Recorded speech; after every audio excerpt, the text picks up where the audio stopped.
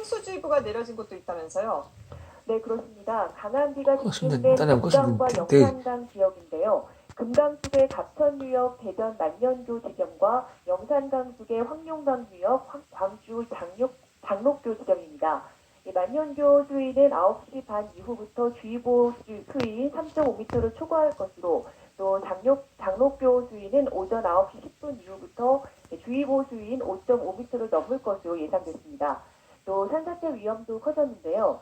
산림청은 오늘 오전 7시 반을 기해서 산사태 국가위기경보를 관심에서 주의로 한 단계 상향했습니다.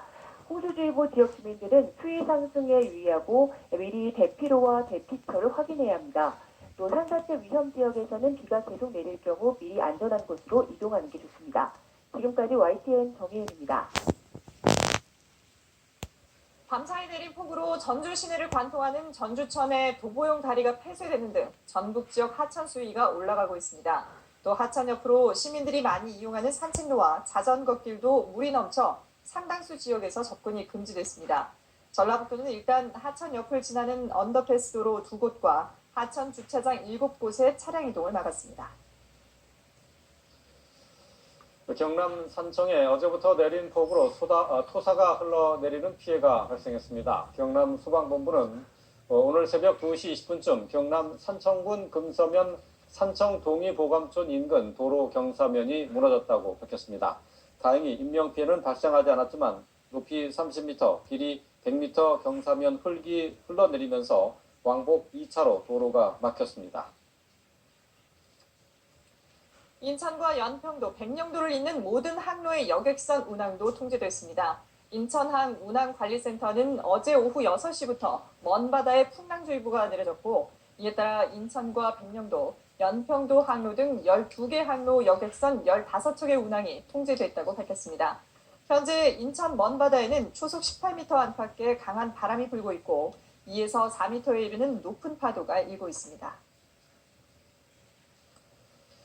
네, 광주에서 어제 코로나19 확진 환자가 7명 추가됐습니다. 광주광역시는 배드민턴 동호회와 휴대전화 대리점 등에서 모두 7명이 추가로 확진됐다고 밝혔습니다. 이 가운데는 일본에서 입국한 1명도 포함되어 있는데요. 이로써 광주의 확진 환자는 모두 168명으로 늘었습니다.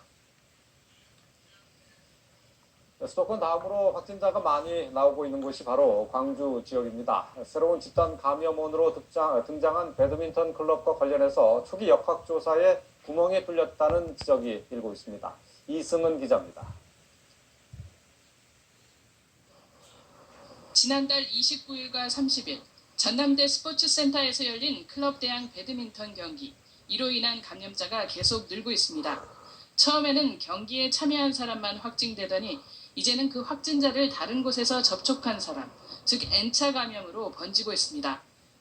N차 감염이 이어지면서 확산세가 지속되고 있습니다. 그리고 이제 배드민턴 동호회로까지 확산되고 있어 방역당국의 노력만으로 지역 감염 확산을 미리 차단하는 데 많은 어려움이 있습니다. 원인은 지난 1일 배드민턴 경기와 관련해 76번 첫 확진자가 나온 이후 철저한 역학조사와 격리가 제대로 이루어지지 않았기 때문입니다. 초기에 접촉자 확인이 제대로 한 데 역학조사에 일주일가량 공백이 생겼고 이로 인해 확진자를 접촉한 사람들이 사실상 일상생활을 해버린 겁니다. 사우나를 가거나 대학병원을 방문하고 평소처럼 상점을 그대로 운영한 것으로 조사됐습니다. 특히 확진자들은 역학조사 진술에 있어 보다 적극적이고 성실하게 임해 추가 확산을 막는 골든타임을 확보하는 데 적극 협조해 주시기를 부탁드립니다. 게다가 현재 확진자의 40% 이상이 무증상으로 파악되면서 자신도 모르게 감염을 확산시킬 우려도 커지고 있습니다.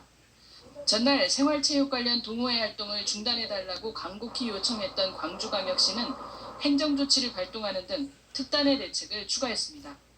지역 17개 대학이 운영하는 체육관과 공공과 민간을 포함한 각종 실내 체육시설의 운영을 중단하면서 생활체육 동호회 활동과 실내 집단 운동을 오는 25일까지 전면 금지하기로 했습니다. YTN 이승은입니다. 지난 금요일부터 정규 예배를 제외한 교회 모든 모임이 금지됐습니다. 대부분 교회는 방역 수칙에 협조하는 모습이었지만은 수칙을 무시한 채 모임이나 예배를 진행하는 곳도 있었습니다. 홍민기 기자입니다. 정부가 교회의 방역수칙 준수를 의무화한 첫 휴일, 예배 시간을 앞둔 교회 입구가 신도들로 북적입니다. 입장 전 발열 검사에는 익숙해졌지만 지난 10일부터 의무적으로 도입된 QR코드는 낯설어하는 사람이 적지 않습니다. 우선 QR코드 받으신 거 있으시죠? QR코드요? 네. 마스크를 벗고 하는 찬송이 금지되면서 성가대가 섰던 자리는 일반 좌석으로 바뀌었고 교회 안 구내식당도 문을 닫았습니다. 교회에 있는 식당입니다. 한참 점심시간이지만 불이 모두 꺼져 있는데요. 감염 확산을 막기 위해 운영을 멈춰 이렇게 밥솥도 텅 비어 있습니다. 1년에 한 번 있는 여름 수련회도 올해는 온라인으로 진행하기로 했습니다. 성경 공부 모임, 구역 예배 등 정규 예배를 제외한 크고 작은 모임도 무한 연기됐습니다. 일주일 동안 못 만났다가 만나니까 같이 대화 나누고 밥 먹고 차 마시는 그런 것 자체가 재미죠. 뭐 아쉽긴 한데 이게 사실 만나지 않더라도 그 국가적으로 같이 방역에 동참하는 게 이처럼 지침을 지키는 교회들과 달리 수칙을 무시한 채 일정을 진행한 곳도 있었습니다. 강동구의 한 대형 교회는 토요일 오후 70명가량 참석한 성경 공부 모임을 연 것으로 확인됐습니다. 교회는 불가피한 모임이었다고 해명했지만 예배전에 전달이 되는 거죠. 교회가 대형 교회 그러다 보니까 조직별육이 충분히 전달돼서 지켜나가죠. 지자체는 지침 위반이라며 단속에 나선다는 입장입니다. 저희가 이 사항 접수하고요. 저희가 뭐 내일이라도 당장 나와가지고 한번 확인을 해볼게요. 방역당국은 교회발 집단 감염이 잦아들면 금지 조처는 언제라도 해제할 수 있다며 자율적인 준수를 거듭 당부했습니다. YTN 홍민기입니다. 미국에서는 플로리다주 하루 신규 환자가 15,000여 명 발생해 최다 기록을 보이는 등 남부 지역을 중심으로 코로나19 확산이 멈추지 않고 있습니다. 이에 방역 수칙을 준수하지 않을 경우 고액의 벌금 등 처벌을 강제하는 지방정부가 늘고 있습니다. 워싱턴에서 강태욱 특파원입니다. 지난 10일 미국에서 코로나19 환자가 6만 9천여 명 발생하면서 또다시 최다 기록을 세웠습니다. 특히 플로리다주는 하루 확진자가 15,000여 명 발생해 최다 기록을 경신했고 사흘 연속 사망자 수 기록도 바꿨습니다.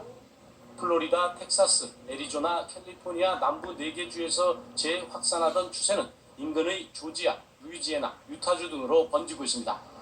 이처럼 확산세가 누그러들 기미가 보이지 않자 지방정부는 뒤늦게 고액의 벌금 등 처벌을 내세우면서 방역 수칙 준수 강제에 나서고 있습니다. 보건 지침을 어긴 사업장에 대해 캘리포니아주 북부 욜로 카운티는 최대 $10,000, 우리 돈 1,200만 원의 벌금을 부과하는 규정을 통과시켰고 플로리다주 마이애미는 10에서 30일간 폐쇄 지침을 내렸습니다. This is a single woman who is running this grilled cheese business. This is her dream, and all she is doing is standing up for the rights of people to make their own medical decisions. Okay? 마스크를 쓰지 않는 개인에게도 벌금 부과가 확산하고 있습니다. 뉴멕시코는 벌금 $100, 우리 돈 12만 원 부과를 밝혔고 미시간주는 모든 실내 공공장소에서 얼굴 가리개 착용을 의무화했습니다. 또 워싱턴주와 미시간주는 마스크를 착용하지 않는 손님에게 서비스를 제공하지 말라면서 위반 시 최대 수만 달러의 민사처벌 지침까지 내놨습니다. 블룸버그 통신은 주지사들과 시 당국자들이 당근책을 썼지만 충분하지 않았다며 이제 채찍으로 고개를 돌리고 있다고 전했습니다. 워싱턴에서 YTN 강태욱입니다. 전 세계 코로나19 신규 확진자가 하루 23만 명을 넘어서며 최다 기록을 경신했습니다. 이런 가운데 코로나19로 형성된 항체가 몇 개월 만에 감소한다는 연구 결과가 나왔습니다. 김원대 기자입니다. 세계보건기구 WHO가 현지 시각 12일 발표한 보고서에 따르면 지난 24시간 동안 전 세계에서 보고된 코로나19 신규 확진자는 23만 370명으로 집계됐습니다. 이는 지금까지 하루 최다였던 지난 11월 22만 8천여 명을 훌쩍 넘어선 것입니다. 대륙별로는 미주가 14만 3천여 명으로 가장 많았고 이어 동남아시아 3만 3천여 명, 유럽 1만 9천여 명, 아프리카 1만 8천여 명 등의 순이었습니다. 국가별로는 미국이 6만 6천여 명으로 하루 신규 확진자가 가장 많이 보고됐습니다. 이런 가운데 코로나19로 형성된 항체가 몇 개월 만에 감소한다는 연구 결과가 독일에서 나왔습니다. 독일의 뮌헨 슈바빈 클리닉은 지난 1월 말 코로나에 감염됐던 9명을 대상으로 최근 검사한 결과 4명에게서 바이러스의 기능을 무력화할 수 있는 중화 항체가 감소했다고 밝혔습니다. 연구팀은 이번 결과는 코로나19에 감염됐다가 치료된 사람이 다시 감염될 수 있다는 것을 시사한다고 설명했습니다. 앞서 중국 질병예방통제센터 산하 충칭의과대학